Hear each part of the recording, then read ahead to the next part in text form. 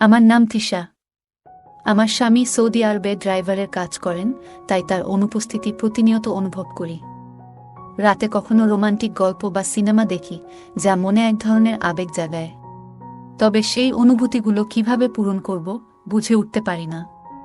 একদিন আমার ভাতিজার কথা মনে এলো, যে দেখতে সুদর্শন ও শক্তিশালী যুবক। তার বয়স ১৯ হলেও তাকে দেখতে ২৫ বছরের মতো লাগে, কারণ সে শরীরচর্চায় যথেষ্ট মনোযোগী। তখন মনে হলো, যদি আমার স্বামী দূরে থাকে, তবে কেন না এই একাকিত্ব কিছু আনন্দময় মুহূর্তে রূপান্তরিত করি, যেন আমার মনের আশা পূরণ হয়। আমার বিয়ে হয়েছে মাত্র ১ মাস হলো। আমার স্বামী সৌদি আরবে কাজের জন্য চলে গেছে, তাই তাকে সবসময় পাশে পাই না। তার এই দীর্ঘ অনুপস্থিতি আমার মনে এক ধরনের শূন্যতা তৈরি করেছে। প্রতি রাতেই একা থাকার কষ্টে মনের ভেতরে অনেক ইচ্ছে অপূর্ণই থেকে যাচ্ছে বলে অনুভব করি। একদিন একাকিত্ব কাটানোর জন্য সুন্দর করে সেজে নিজের ঘরে বসে রইলাম।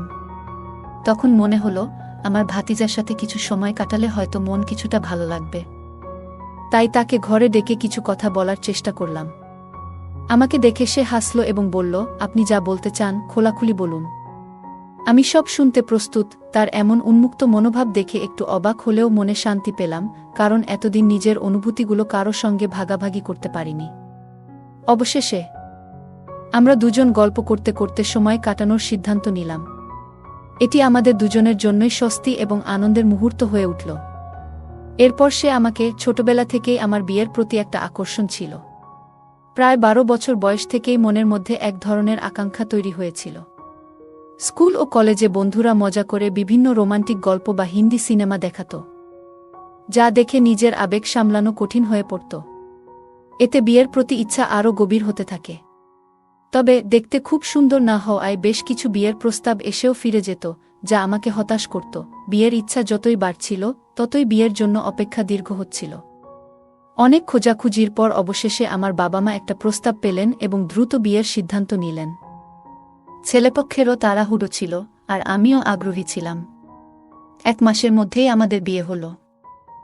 আমি নতুন জীবনে প্রবেশ করে খুব খুশি ছিলাম, কিন্তু এই সুখ বেশিদিন স্থায়ী হলো না। বিয়ের কয়েকদিন পর জানতে পারলাম, আমার স্বামী সৌদি আরবে ড্রাইভারের কাজ করেন, যার জন্য তাকে বেশিরভাগ সময় দেশের বাইরে থাকতে হয়।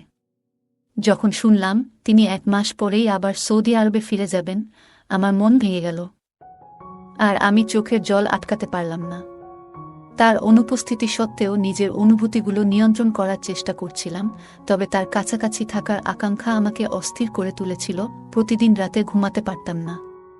একদিন তাকে জিজ্ঞাসা করলাম, যদি সবসময় বাইরে থাকতে হয়, তবে বিয়ে করলে কেন? তিনি বললেন, আমার ছোট ভাই বোনেরা পড়াশোনা করছে, আর আমার ভাতিজার দেখাশোনা করতে হয়। তারা স্বাবলম্বী না হওয়া পর্যন্ত সংসারের দায়িত্ব আমারই। দেশে থাকলে এত আয় করতে পারতাম না, তাই সৌদি আরবে যেতে হয়েছে। এরপর আরও বললেন, সৌদি আরবে এমন একটা কাজ করি যাতে বাড়িতে কখনো টাকার অভাব না হয়। তখন আমি বললাম, তাহলে আমাকেও সঙ্গে নিয়ে চলো। তিনি হেসে বললেন, এটা এত সহজ নয়। আমার নিজের থাকার জায়গা নেই সেখানে, আর ভাড়াও অনেক বেশি। আমরা অনেকজন মিলে একটি ঘরে থাকি, তাতে আমাদের খরচ কিছুটা কম হয়। এরপর তিনি বললেন, আমি বছরে একবার আসি, সেটাও মাত্র ১ মাসের জন্য। তার এই কথা শুনে আমার মন ভারাক্রান্ত হয়ে গেল। মনে অনেক কষ্ট হলো এবং ক্ষোভও জন্মালো। আমার বিয়ে খুব সাদামাটাভাবে হয়েছিল, এবং যেসব স্বপ্ন দেখেছিলাম তার কিছুই পূরণ হয়নি। কিন্তু সবকিছু সহ্য করে চলছিলাম। আমার স্বামীর স্বভাব ছিল খুবই গম্ভীর। তিনি কখনো খোলাখুলি কথা বলতেন না বা তার সমস্যার কথা প্রকাশ করতেন না। সবকিছু জেনেও আমি নিজেকে ধৈর্য ধরে সামলে নিয়েছিলাম। আমার স্বামীর বিয়ে করাটা মূলত পরিবারের ইচ্ছাতেই হয়েছিল, যেন তিনি পরিবারের কাজে সাহায্য করতে পারেন। স্বামী সৌদি আরবে চলে যাওয়ার পর রাগ হলেও তার উপর তেমন প্রভাব পড়ল না। আমি আবারও একাকিত্বে ডুবে গেলাম। রাতগুলোতে ঘুম আসত না, আর তার সাথে কাটানো মুহূর্তগুলো মনে পড়ত। সারাদিন চলে যেত, কিন্তু তার সাথে যোগাযোগ হতো না। রাতে মাত্র ১৫ মিনিটের জন্য ভিডিও কল করত, আর সেই সময়টাতেও পরিবারের খোঁজখবর নিত। আমি মন খুলে কথা বলতে চাইতাম, কিন্তু তার কাছে সময় থাকত না। আমার শাশুড়ি সামান্য কথাবার্তা বলতেন, আর বাকিটা সময় ঘরের কাজে ব্যস্ত থাকতাম।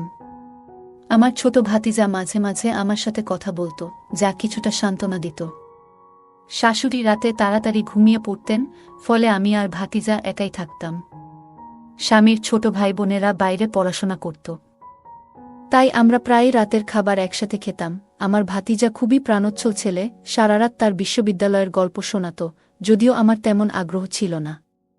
এক রাতে আমি মোবাইলে একটি হিন্দি সিনেমা দেখতে শুরু করলাম। সিনেমাটি বেশ সাহসী ধাঁচের ছিল এবং দেখতে দেখতে গভীর চিন্তায় ডুবে গেলাম।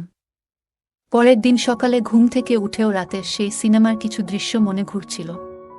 আমি কিচেনে কাজ করতে করতে সেই দৃশ্যগুলো মনে করছিলাম। রান্নাঘরে বসে যখন মনোযোগ দিয়ে ভাবছিলাম, হঠাৎ অনুভব করলাম কেউ আমার পেছনে দাঁড়িয়ে আছে। ঘুরে দেখি আমার ভাতিজা দাঁড়িয়ে আছে এবং সে আমার মোবাইলের স্ক্রিন দেখে ফেলেছে। কিছুটা বিস্মিত হলেও সে স্বাভাবিকভাবেই বলল, চাচি, যদি খাবার তৈরি হয়ে থাকে তাহলে রুটি বানিয়ে দিন। আমি তাড়াতাড়ি মোবাইলটি বন্ধ করে রুটি বানাতে শুরু করলাম। এরপর থেকে লক্ষ্য করলাম ভাতিজার আচরণে কিছুটা পরিবর্তন এসেছে। আগে সে আমার ঘরে তেমন আসত না, কিন্তু এখন প্রায় আসতে শুরু করল। একদিন সে বলল, আজ বিকেলের চা সে আমার ঘরেই খাবে, কারণ লাউঞ্জে শীত বেশি। শীতকালে আমার শাশুড়ির অভ্যাস ছিল নিজের ঘরেই থাকা। তাকে খাবার দিয়ে এসে দেখি ভাতিজা আমার মোবাইলটি দেখছে। আমার মোবাইলের সমস্ত ব্রাউজিং হিস্টোরি দেখে ফেলেছে এবং জানতেও পেরেছে যে আমি কী ধরনের ভিডিও দেখতাম। তার এই আচরণে আমি খুবই অবাক হলাম।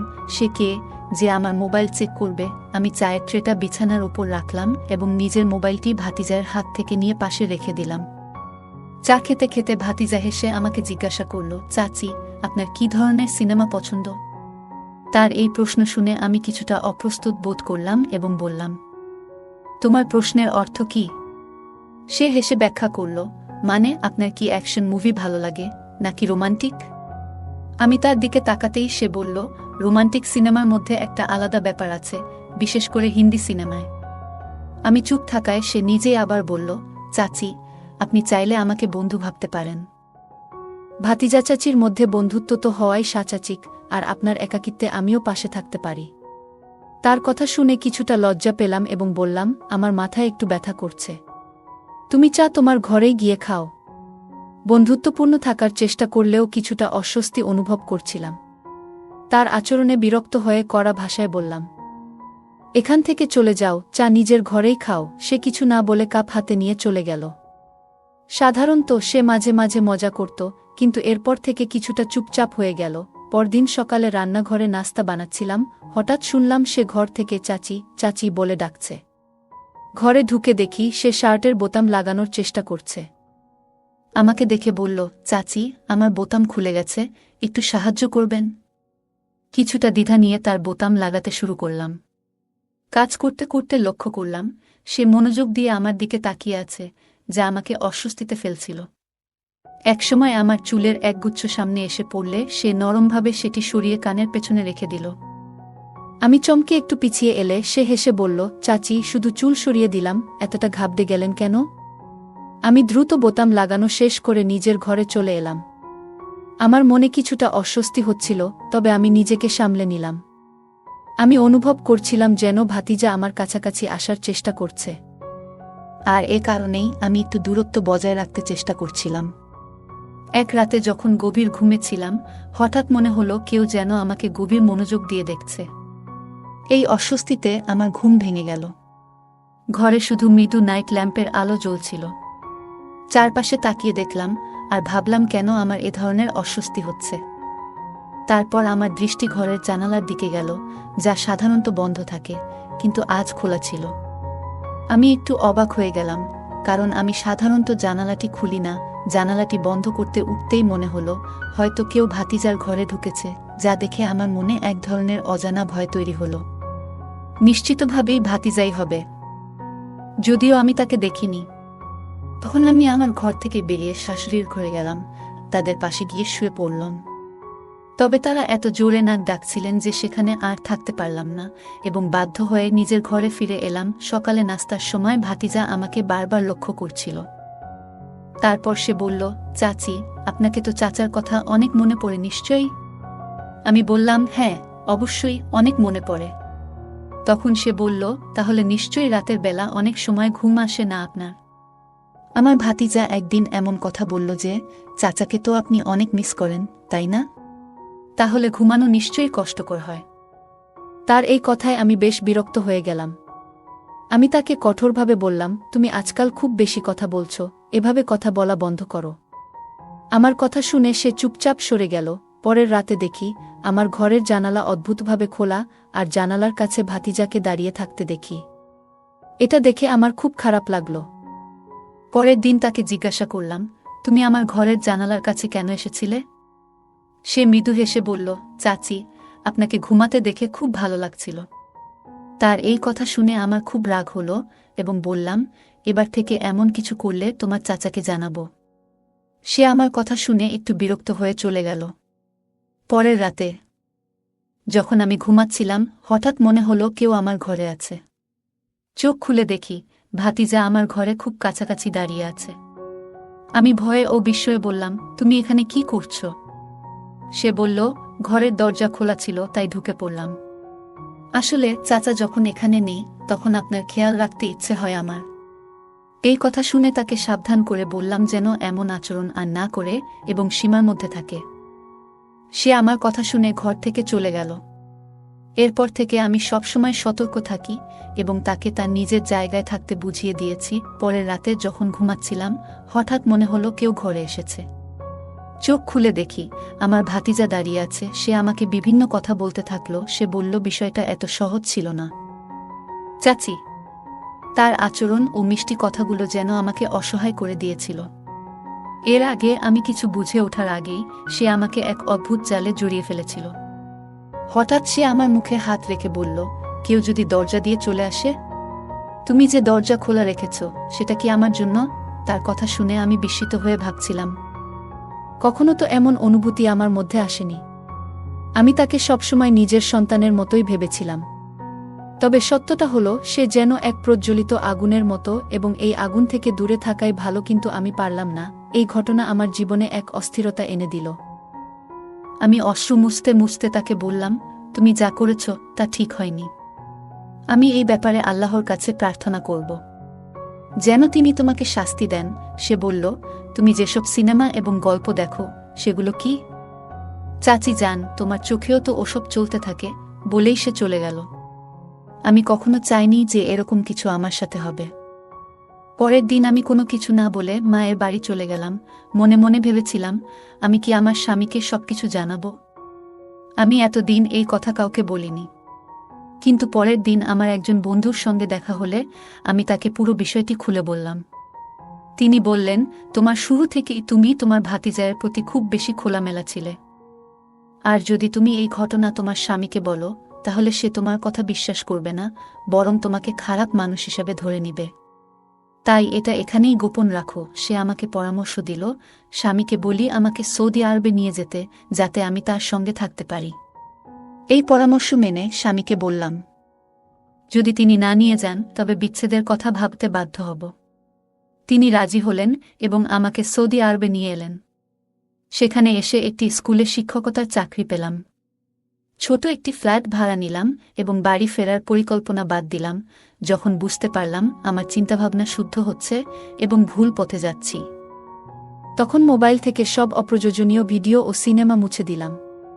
সময় গড়ালো আর ভাতিজার বিয়ের সময় এলো।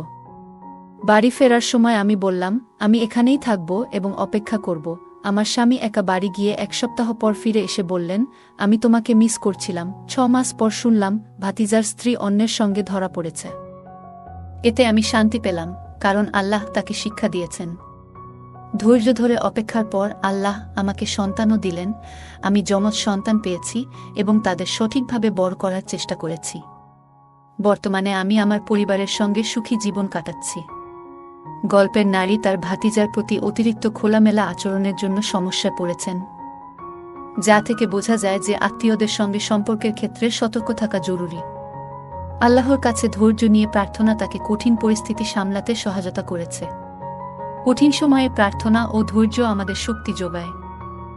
ভাতিজার আচরণকে আগুনের মতো ক্ষতিকর মনে করেছেন এবং মানসিক শান্তির জন্য নেতিবাচক সম্পর্ক ও পরিস্থিতি থেকে নিজেকে দূরে রেখেছেন।